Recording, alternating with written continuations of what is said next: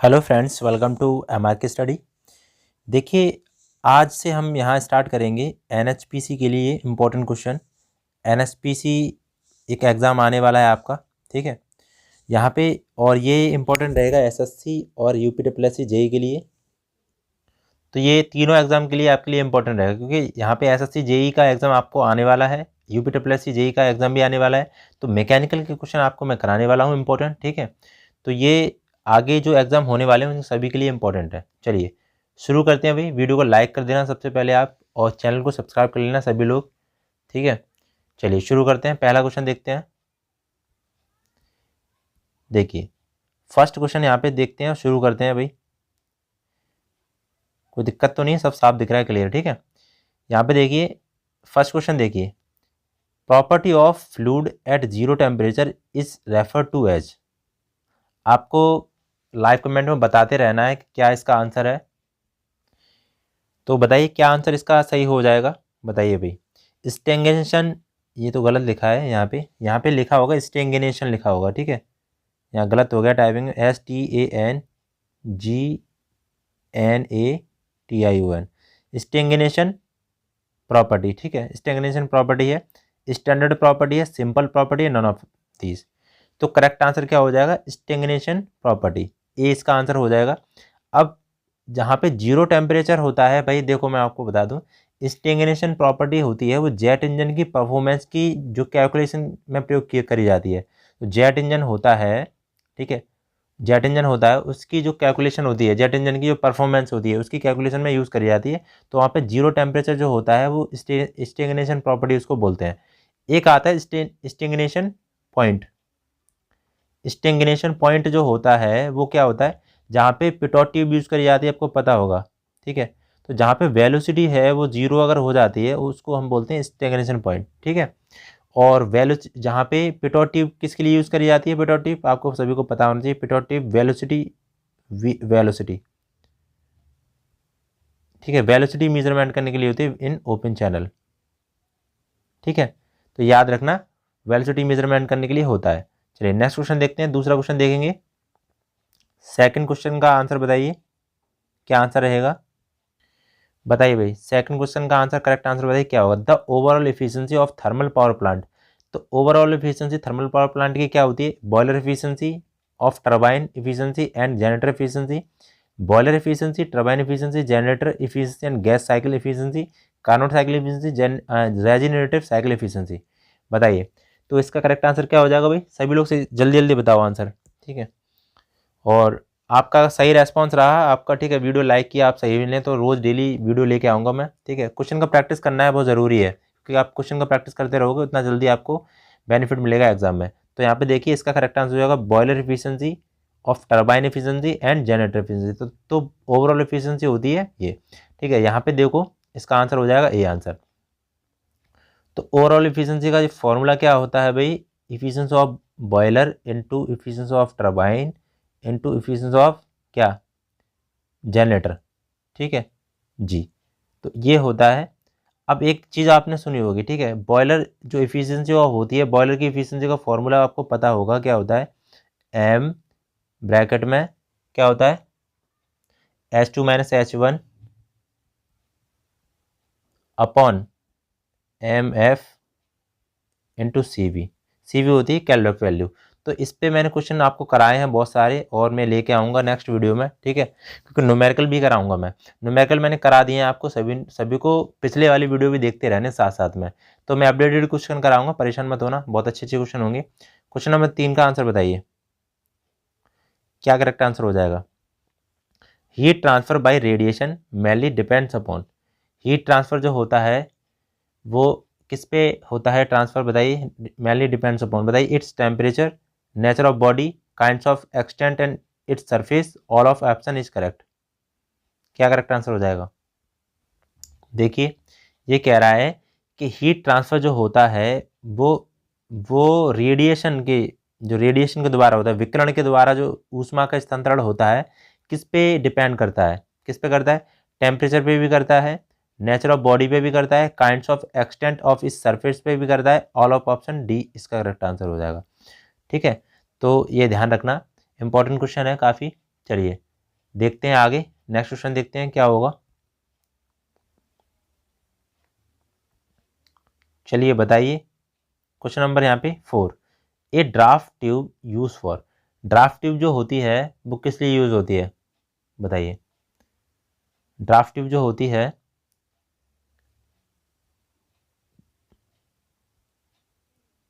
Draft tube किस में use होती है भाई, इम्पल्स टरबाइन में, या फिर Pelton wheel turbine, reaction turbine, या फिर एक्सियल टरबाइन। क्या करेक्ट आंसर हो जाएगा, तो करेक्ट आंसर क्या होगा, रिएक्शन टरबाइन। सी आंसर इसका हो जाएगा, रिएक्शन टरबाइन में ड्राफ्ट ट्यूब यूज होती है। और इम्पल्स टरबाइन में ड्राफ्ट ट्यूब का यूज नहीं होता है, ये ध्यान रखना, ठीक है। रिएक्शन टरबाइन में ड्राफ्ट ट्यूब का यूज होता है, ठीक है। ड्राफ्ट ट्यूब आपकी ट्यूब लगी होती है इस तरीके से। चलिए नेक्स्ट देखते हैं, क्वेश्चन नंबर 5। क्वेश्चन नंबर 5 देखिए, बताइए क्या आंसर होगा। Which turbine is also called as the propeller turbine. मतलब किस टरबाइन को हम प्रोपेलर टरबाइन कहेंगे, कपलान टरबाइन को, फ्रांसीसी टरबाइन को, पेल्टन टरबाइन को, या थॉमसन टरबाइन को, बताइए क्या करेक्ट आंसर हो जाएगा। तो देखिए, प्रोपेलर जो टरबाइन होती है, प्रोपेलर टरबाइन, उसको कपलान टरबाइन के नाम से भी जानते हैं, ठीक है। दोनों नाम सेम होते हैं। नेक्स्ट क्वेश्चन देखिए, क्वेश्चन नंबर यहाँ पे 6 देखेंगे, बताइए क्या करेक्ट आंसर हो जाएगा। The material commonly use for aircraft gas turbine is, बताइए। Stainless steel, high alloy steel, duralumin and titanium, बताइए क्या करेक्ट आंसर हो जाएगा। तो यहाँ पे करेक्ट आंसर होगा ड्यूरेलियम, ठीक है। एल्यूमिनियम होता है, मतलब एल्यूमिनियम अलॉय जो होता है वो इसमें ड्यूरेलियम में होता है। तो मैं अभी इसका स्किन दे दूंगा, ठीक है, कि ड्यूरेलियम जो होता है क्या क्या कंटेंट होता है इसके अंदर। चलिए, तो सी आंसर इसका हो जाएगा। एयरक्राफ्ट जो मटेरियल जो यूज़ होता है एयरक्राफ्ट में ड्यूरेलियम होता है, इंपॉर्टेंट है। चलिए नेक्स्ट क्वेश्चन देखते हैं, क्वेश्चन नंबर 7। जल्दी जल्दी करते हैं क्वेश्चन, ठीक है। बताइए क्या करेक्ट आंसर हो जाएगा। The difference absolute pressure and local atmospheric pressure is known as, बताइए क्या करेक्ट आंसर हो जाएगा। डिफरेंस पूछा है एब्सोल्यूट प्रेशर लोकल प्रेशर का, तो देखो P absolute equal to P gauge plus P ATM, ठीक है। एटीएम प्रेशर होता है, सभी को पता है। तो यहाँ पे पूछा difference absolute pressure, absolute pressure हो जाएगा पी एब्सोल्यूट, और एटमॉस्फेयर जब माइनस करेंगे पी एटीएम लेंगे यहाँ पे, तो बचेगा क्या, पी गेज बचेगा ना वहाँ पे उधर। तो ये वाला पूछा है, ठीक है। तो पी गेज प्रेशर हो जाएगा सी आंसर, ठीक है। गेज प्रेशर हो जाएगा, समझ में आ गया होगा। तो P absolute equal to P gauge plus P ATM से ही पूछा है, डिफरेंस पूछा है उसने, तो सी आंसर इसका हो जाएगा। चलिए 7, क्वेश्चन नंबर 8 देखते हैं। क्वेश्चन नंबर 8 का आंसर बताइए सभी लोग। The sum of pressure head and elevation head known as, क्या आंसर होगा इसका, बताइए। एक बर्नौली इक्वेशन आपने पढ़ा होगा, z plus P upon rho g plus V square upon 2g, ये होता है, ये तो होता है डेटम हेड, डेटम हेड, ठीक है। ये डेटम हेड हो गया, ये हो गया क्या, प्रेशर हेड, और ये होता है वेलोसिटी हेड, वेलोसिटी हेड, ठीक है। ये तीनों चीज़ें हो गई। अब ये पूछ रहा है the sum of pressure head and elevation head. तो sum of pressure head and elevation होता है, प्रेशर हेड तो ये हो गया, एलिवेशन हेड को हम जेड बोलते हैं। तो यहाँ पे पी और प्लस पी अपन रो जी, मतलब जेड, तो ये जेड हो जाएगा, ठीक है, ये जेड है। तो ये जो होगा वो क्या होगा, स्टैटिक हेड हो जाएगा। बी आंसर इसका हो जाएगा, ठीक है, बी आंसर इसका हो जाएगा। चलिए नेक्स्ट क्वेश्चन देखते हैं, क्वेश्चन नंबर यहाँ पे 9 देखेंगे, क्या करेक्ट आंसर होगा इसका, बताइए। Falling drop of water become sphere due to the property of, मतलब बारिश की जो बूंदें होती हैं अगर ऊपर से गोल क्यों गिरती हैं, ठीक है, वो मतलब जो गोल होती हैं वो क्यों होती हैं, due to adhesion and cohesion, surface tension and viscosity. देखिए ये सब कुछ मैंने पहले बता चुका हूँ डिटेल में, तो बार बार डिटेल में बताने की जरूरत नहीं, मैं सिर्फ क्वेश्चन करा रहा हूँ यहाँ पे, डिटेल में वीडियो अलग से पड़े हुए हैं, ठीक है। यहाँ पे सिर्फ क्वेश्चन कराने। तो बारिश की जो बूंद होती है भाई, ठीक है, बारिश की जो बूंद होगी वो गोल क्यों होती है, बताइए भाई। बारिश की गोल बूंद होगी वो गोल क्यों होगी, तो ये इसका करेक्ट आंसर हो जाएगा सी आंसर, सरफेस टेंशन। ठीक है, सरफेस टेंशन के कारण होती है, सरफेस टेंशन, सरफेस टेंशन के कारण होती है। और सरफेस टेंशन जो होता है सिग्मा इजकल टू होता है एफ अपॉन एल। ठीक है, यूनिट क्या होता है, न्यूटन पर मीटर, इसका यूनिट होता है न्यूटन पर मीटर। ठीक है, और बस यही है। बाकी नेक्स्ट क्वेश्चन देखते हैं। क्वेश्चन नंबर यहाँ पे 8 के बाद 9 दिखाई नहीं, ठीक है कोई बात नहीं। चलो क्वेश्चन नंबर यहाँ पे 10 देखिए, कोई बात नहीं 9 छूट गया है वो टाइप करने में। To avoid cavitation is centrifugal pump. तो अब कैविटेशन को बचाने के लिए सेंट्रीफ्यूगल पंप में क्या करते हैं, suction pressure should be low, delivery pressure should be low, suction pressure should be high, delivery pressure should be high. बताइए क्या करेक्ट आंसर हो जाएगा। देखिए यहाँ पे जो कैविटेशन जो होता है वो होता किस लिए, लो वेपर प्रेशर, लो वेपर प्रेशर के कारण। ठीक है, लो वेपर प्रेशर के कारण होता है। अब यहाँ पे जो मान लो ये पंप है तुम्हारा, ठीक है, ये डिलीवरी है, डिलीवरी पाइप हो गया, ये सक्शन पाइप हो गया, इधर ये सक्शन पाइप हो गया, यहाँ पे आपका वाटर है, यहाँ पे स्टेनर लगा हुआ है। ठीक है, ये स्टेनर है, और यहाँ से क्या है कि वाटर ऊपर को जाएगा, जब ये पानी वो चलेगा तो ऊपर जाएगा।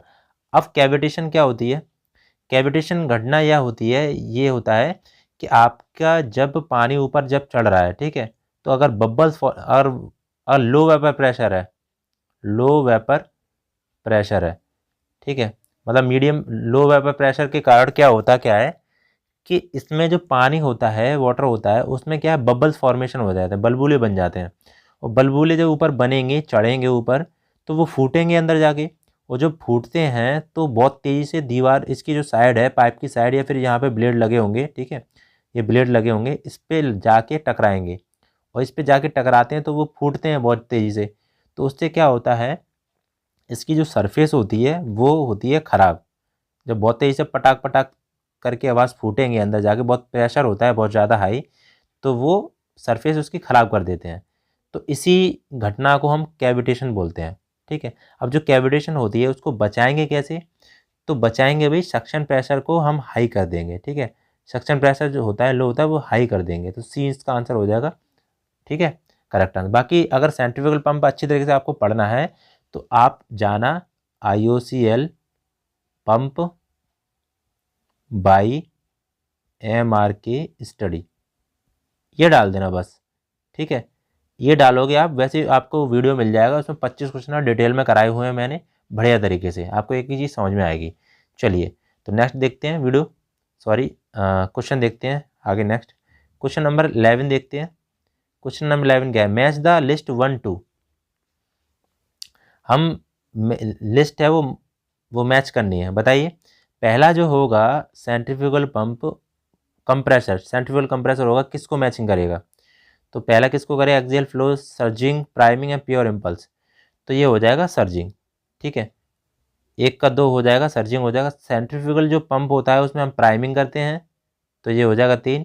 पेल्टन व्हील है, पेल्टन व्हील कैसा होता है भाई, ये होता है प्योर इम्पल्स। ठीक है, इम्पल्स होता है पूरा, इम्पल्स मतलब पेल्टन व्हील आप देखा होगा आपने, पेल्टन व्हील इस तरीके का होता है। ठीक है, इस तरीके का, इस तरीके का होता है, यहाँ पे नोजल इस तरीके से स्ट्राइक करती है पानी को। ठीक है, तो इस तरीके की ये इधर घूमेगा, तो ये हो गया पेल्टन व्हील।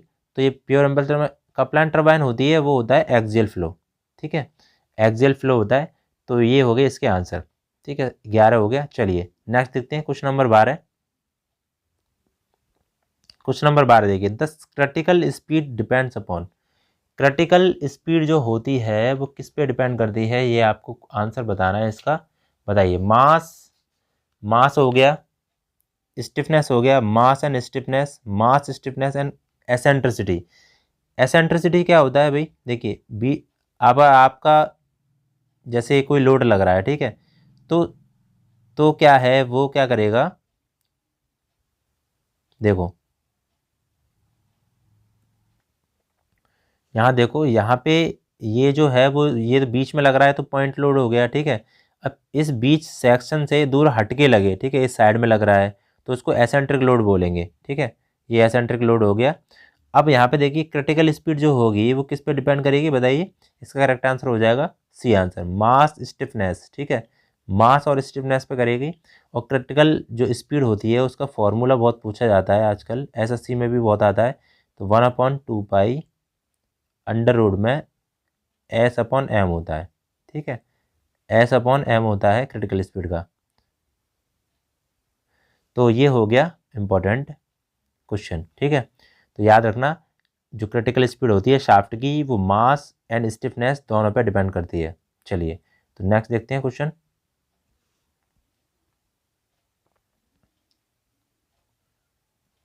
बताइए question number 13, which of the following is lower pair. बताइए, ball and socket, piston and cylinder, cam and follower. बताइए कि भाई क्या आंसर हो जाएगा 13 का। लोअर पेयर जो होते हैं वो देखिए क्या क्या होते हैं, या इसका देखो ये तो पॉइंट लिखे हैं, ये ball and socket, piston, cylinder and cam, इसका आंसर बताना है। ओनली ए होगा या बी होगा या ए और बी होगा, बताइए। तो देखिए करेक्ट आंसर जो हो जाएगा वो सी हो जाएगा, ए एंड बी। मतलब आपका ये भी हो गया बॉल एंड सॉकेट, ठीक है, lower pair and cam and follower.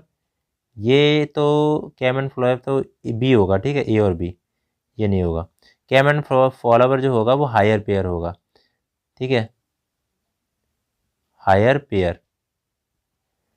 तो आपको मैं बता दूं, देखो हायर पेयर क्या होते हैं, जो क्या करते हैं पॉइंट टू कॉन्टैक्ट बनाते हैं, पॉइंट कॉन्टैक्ट बनाते हैं। जैसे मैं पेन से अगर मैं लिख रहा हूँ, ठीक है, ये पेन से अगर मैं लिखा तो ये पॉइंट कॉन्टैक्ट हो गया, ठीक है।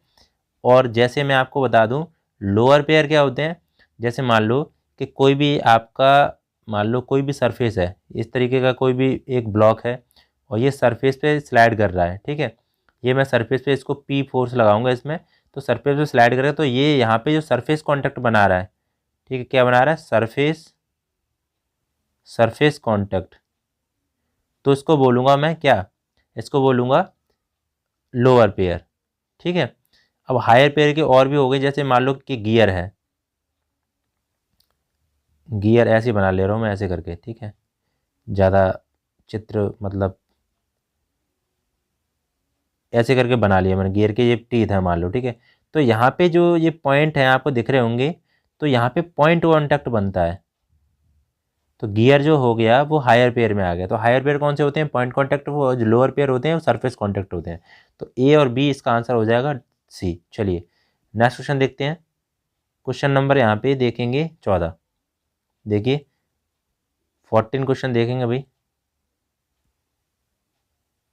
क्या हो रहा है। चलिए देखिए, for the material the piston Poisson ratio more than unity. बताइए पॉइजन रेशियो जो होगा मोर देन यूनिटी, क्या आंसर होगा।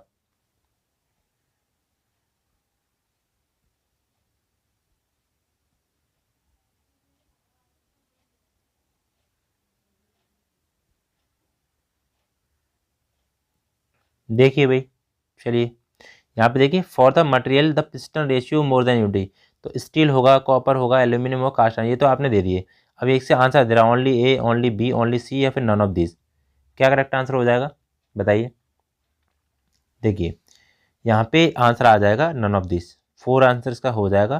तो देखो पहले हम देखते हैं material piston ratio, Poisson ratio, ठीक है। तो पॉइजन रेशियो क्या होता है, तो पॉइजन रेशियो होता है लेटरल स्ट्रेन, ठीक है, म्यू से डिनोट करते हैं या फिर 1/m से करते हैं, ठीक है। तो ये होता है lateral strain upon longitudinal strain, ठीक है, ये हो गया 1/m। तो ये ध्यान रखना। और पॉइजन रेशियो जो होता है वो 1/4 टू 1/3 के बीच में होता है, ठीक है, 1/3 के बीच में होता है, मतलब 1 से कम होती है।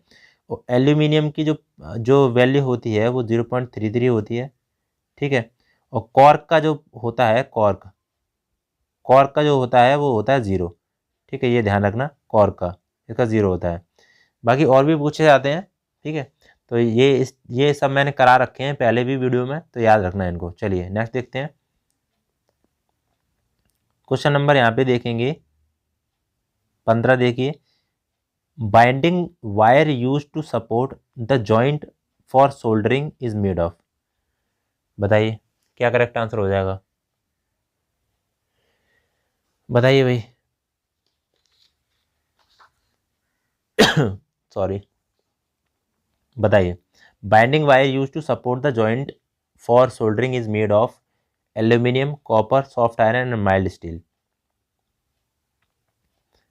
देखिए सोल्डरिंग के लिए जोड़ने का समर्थन देने वाले बांधने वाली जो तार होती है, बाइंडिंग वो बनी होती है, वो सॉफ्ट आयरन की बनी होती है। ठीक है, यहाँ पे क्या है, सोल्डरिंग के द्वारा जो जोड़ बनाकर समर्थन देने के लिए तार बांधा जाता है वो मुलायम लोहे का बना होता है। तो क्या करेक्ट आंसर हो जाएगा भाई यहाँ पे, सॉफ्ट आयरन। ठीक है, सी एस का आंसर हो जाएगा। चलिए नेक्स्ट देखते हैं क्वेश्चन। क्वेश्चन नंबर यहाँ पे 16 देखेंगे। देखिए which of the following is not a casting process. तो कास्टिंग प्रोसेस में कौन सा प्रोसेस नहीं है इसमें, बताइए। Corthias process, extrusion process, semi centrifugal method and slush. देखिए कार्टिस प्रोसेस ये भी होता है, एक्सट्रूजन तो नहीं होगा। ठीक है, सेमी सेंट्रीफ्यूगल, ये जो तीनों हैं ये तो कास्टिंग मेथड हो गए, लेकिन ये जो है ना बी, ये नहीं है। तो बी आंसर इसका करेक्ट आंसर हो जाएगा। ठीक है, बी आंसर इसका हो जाएगा, क्योंकि यही वो पूछा है इसने, नॉट कास्टिंग प्रोसेस। तो सी आंसर इसका हो जाएगा, सॉरी बी आंसर इसका हो जाएगा। चलिए नेक्स्ट देखते हैं। क्वेश्चन नंबर यहाँ पे 17 देखेंगे, क्या करेक्ट आंसर हो जाएगा।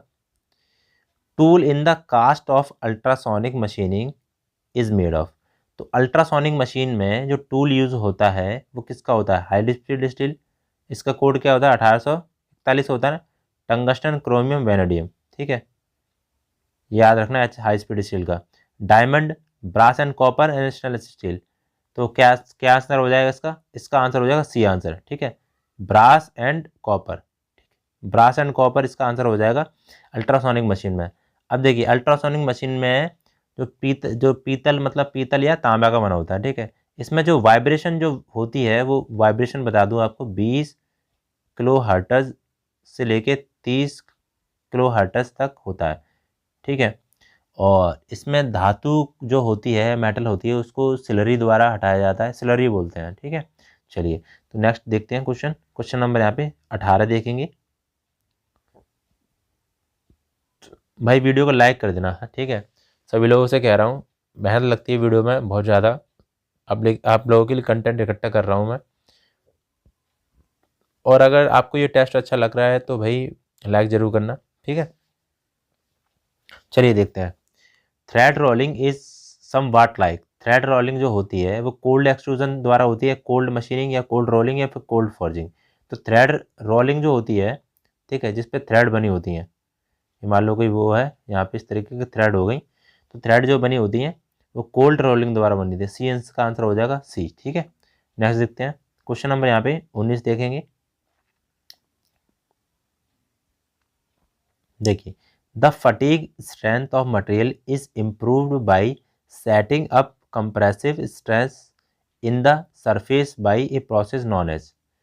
बताइए क्या करेक्ट आंसर हो जाएगा। मतलब धातु की शांति सामर्थ्य को प्रक्रिया द्वारा संपीड़न प्रतिबल स्ट्रेस को निर्धारित करके बेहतर किया जा सकता है। बताइए, तो शॉर्ट पिनिंग। ठीक है, इसका आंसर होगा शॉर्ट पिनिंग। ठीक है, शॉर्ट पिनिंग के अंतर्गत होता क्या है, सतह पर गोलियों की बौछार उच्च गति हाई स्पीड से करी जाती है। ठीक है, जैसे मान लो ये आपकी सतह है। ठीक है, ये सतह है आपकी, तो यहाँ पे जो गोल बॉल्स होंगे इस तरीके से, ये हाई स्ट्राइक करी जाती हैं। ठीक है, मारी जाती हैं बहुत तेज़ी तेज़ी से, जिससे क्या है, ये सरफेस जो है ना ये मजबूत हो जाए। ठीक है, ये मजबूत हो जाए, तो इसलिए इसको शॉर्ट पिनिंग बोलते हैं। या फिर मैं ऐसे बोल दूं कि ये सरफेस है और ऐसे करके इसमें ये मारी जा रही हैं, ये स्ट्राइक करी जाती हैं बहुत तेज़ी से। ठीक है, समझ गए ना। तो इस तरीके से इसकी जो स्ट्रेंथ है वो बढ़ जाती है। जैसे आपने देखा होगा, जैसे आपका बैट जब लेके आते हो, आप बैट लेके आते हो, देखा है, बैट बना लूँगा मैं। ठीक है, बन गया। चलो बैट जब लेके आते हैं तो हम बोलते हैं ना थ्रो बनानी है इसमें, तो बॉल्स को क्या करते हैं हम, यहाँ पे बॉल्स को यहाँ पे मारते हैं इस जगह पे, ठीक है, यहाँ पे मारते हैं इसके अंदर, तो इसमें क्या होती है, इसकी थ्रो बढ़ जाती है, ऐसे बोलते हैं ना। तो इस तरीके से शॉर्ट पिनिंग भी एक तरीके से समझ लो कि शॉर्ट पिनिंग इस तरीके से हो गया। तो बी आंसर इसका हो जाएगा। चलिए नेक्स्ट क्वेश्चन देखते हैं। क्वेश्चन नंबर यहाँ पे देखेंगे 20। The gear train usually employed in clock is a, तो गियर ट्रेन जो होता है, ठीक है, वो कौन सा गियर ट्रेन जो होता है वो क्लॉक में एम्प्लॉयड होता है, बताइए। रिवर्टेड गियर ट्रेन होता है, सिंपल गियर ट्रेन होता है, sun and planet gear, differential gear. तो करेक्ट आंसर क्या हो जाएगा, रिवर्टेड गियर ट्रेन, ठीक है, ये आंसर इसका हो जाएगा। तो यहाँ पे मैंने 20 क्वेश्चन आपको करा दिए हैं, ठीक है, 20 क्वेश्चन करा दिए हैं। नेक्स्ट वीडियो आएगा भाई, ठीक है, आपके कहने पे मैं थोड़ा इम्प्रूव करूँगा इस चीज़ों को लेके, ठीक है। नेक्स्ट 3 नंबर वाला वीडियो है वो नेक्स्ट आएगा, और आपको यहाँ पे देखो 140 नंबर का टेस्ट होगा ये, ठीक है।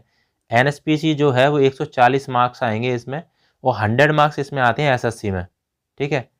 SSC का 100 मार्क्स का आता है। UPSSC आई थिंक 150 क्वेश्चन देता है, ठीक है, टेक्निकल। तो इसका भी पता करना पड़ेगा सही तरीके से, मुझे थोड़ा याद नहीं है UPSSC के बारे में। तो SSC तो 100 देता है और 100 नॉन टेक देता है, तो याद रखना 140 तो आ रहे हैं इसमें। NHPC के एग्ज़ाम में 140 आएंगे मार्क्स, और 60 मार्क्स आएंगे नॉन टेक। तो 60 में से 30 रीजनिंग आएगी और 30 आएगा GK या फिर करंट अफेयर्स, ठीक है, ये याद रखना। तो बाकी PDF मैं आपको दे दूंगा, इसकी PDF को क्या करना है, आपको टेलीग्राम पे मिल जाएगी, तो टेलीग्राम को ज्वाइन कर लेना, ठीक है। और भाई चैनल को सभी लोग सब्सक्राइब कर लेना, ठीक है। इसको इम्प्रूव क्या करना है आप बताना। इसमें देखो हिंदी वाली अगर बात रहेगी तो मैं आपको बता दूं, देखो आप टेक्निकल बंदे हो, इंजीनियर बनने जा रहे हो, तो हिंदी क्या होता है कि हिंदी में मज़ा नहीं आता पढ़ने में, ठीक है। बस मैं आपको बता तो देता हूँ, सारी चीज़ें हिंदी में ही बोल रहा हूँ, तो बाकी सारी चीज़ सब सही हैं, ठीक है। चलिए तो बताना भाई टेस्ट कैसा लगा। बाकी नेक्स्ट क्वेश्चन मैं तैयार करूँगा आपके लिए बढ़िया तरीके से, जिससे आपको हेल्प मिलेगी। चलिए नेक्स्ट वीडियो मिलते हैं। जय हिंद, जय भारत।